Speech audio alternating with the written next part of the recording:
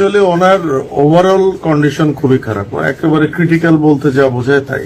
হ্যাঁ, ওনার ব্যাপারে আমরা কোনো আশার কথা বলবো না। আমরা যখন অপারেশন করার জন্য প্ল্যান করতেছি তখন ওনার ভাই, উনি বুলেট বিরুদ্ধে ওনার সাথে ছিলেন, উনি কিন্তু বলছিলেন যে বেঁচে নাই, তারপর আপনারা করেন। কিন্তু আমরা কিন্তু আশা ছাড়ি নাই, তার সাইন অফ লাইফ কিন্তু ছিল।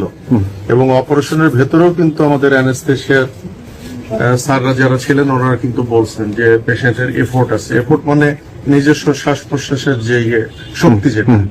তো উনি এখনো কিন্তু উনি বেঁচে আছেন, কিন্তু এর মধ্যে উনি 2 বার কার্ডিয়াক অ্যারেস্ট, ওনার ব্লাড লস হয়েছে প্রচুর, ওনার নাক দিয়ে মুখ দিয়েও ব্লিডিং শুরু হয়েছিল লাস্টের দিকে আমরা ওটি কমপ্লিট করার পর। এখন আমরা পেশেন্টের ব্যাপারে কোনো আশার কথাই বলবো না। উনি সর্বোচ্চ খারাপ অবস্থাতেই আছেন, কিন্তু উনি এখনো বেঁচে আছেন, আর বাকিটা আল্লাহর ইচ্ছা।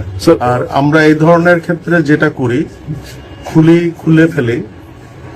খুলে মগজের ভেতর যে রক্তগুলো থাকে ওগুলো আমরা বের করে দিই, যাতে ব্রেন বড় হওয়ার সুযোগ পায়, ব্রেনের ভেতর যে চাপটা আছে সেই চাপটা যাতে কমার সুযোগ পায়। এটাই হলো এটার ম্যানেজমেন্ট।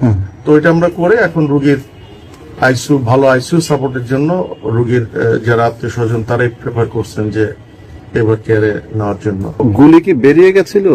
মোস্ট প্রবলি মানে আমরা এত হারিনেসের মধ্যে, কারণ বুলেট যদি ভেতরে থেকেও যায়, ধরে নিলাম যে বুলেট ভেতরে মগজের ভেতরে আছে, ওটা একদম মগজের সেন্টার পয়েন্টে, ওখানে অ্যাপ্রোচ করার কোনো প্রয়োজন নাই, ওটা করাও হয় না। মানে বেরিয়ে বুলেটটা বের হয়ে গেছে, কারণ বুলেট একদিক দিয়ে ছিদ্র হয়ে আরেক দিক দিয়ে হাড্ডি ভেঙে বের হয়ে গেছে, সুতরাং ওটা বুলেটই বের হয়ে গেছে আমরা ধরে নিতে পারি। কিন্তু বুলেটের কিছু ফ্র্যাগমেন্ট ব্রেনের ভেতর থেকে গেছে, সেটা আমরা যখন অপারেশন করছি কিছু ফ্র্যাগমেন্ট আমরা পেয়েছি, ওগুলো আমরা সংরক্ষণ করছি, খুব ছোট ছোট ফ্র্যাগমেন্ট।